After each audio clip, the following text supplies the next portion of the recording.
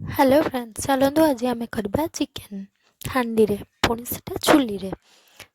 आम चिकेन सहित सब पियाज अदा रसुण पेस्ट शुखिला मसला सब गुंड सब एकाचिके मिसईदबा। तेल भी पकईदबा, लुण स्वाद अनुसार सब पकई मिसई नवा। मिसई नहीं सारा पर भल भाव मिसई नहीं 2 मिनिट रखीदबा मैग्नेट करके। पुणी किसी समय पर चुली लगेबा। जाई चुली लगेबा पर हांडी रे तेल गरम करवा। तेल गरम कर सारा पर तेल टिके गरम हो गला पर तेजपत्र कंचा लंका 2टा किछि रसुण गोटा रसुण नहीं तादरे पकेबा। पुणी तापर से टिके जारी हो गला पर आमे पियाज काटिक रखिथिबा ताको भी पकेबा। पियाज टिके जारी हो गला कंचा पियाज ताको कंचा पियाज टिके जारी हो गला पर किछि समय पर पियाज को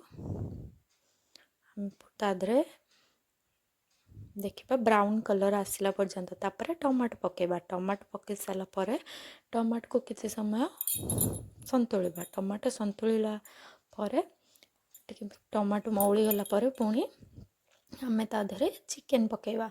चिकेन को सबू चिकेन को एका छेके ता भीतर पुरेई दबा। तापर पुणी से चिकेन रे पानी दे टिके बसेबा।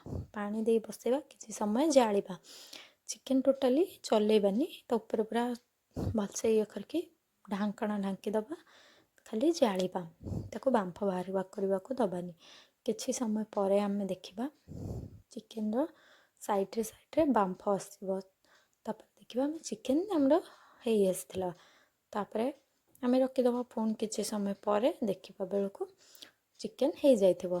तापर आमे किछि धनिया पत्र ताको आनिकी काटी दबा। काटी देकी धनिया पत्र तादरे चिकेन रे ऊपर पके दबा। पके देखी तापर चिकेन हमरो एबे पूरा रेडी खाइबा पाई। चुली रे रोसई फास्ट टाइम पाई मो चुली रे चिकेन करूची। पुणी हांडी रे सेटा माटी हांडी रे देखिबा हमर बहुत पुराना काल खाइबा जे हम खाइबा।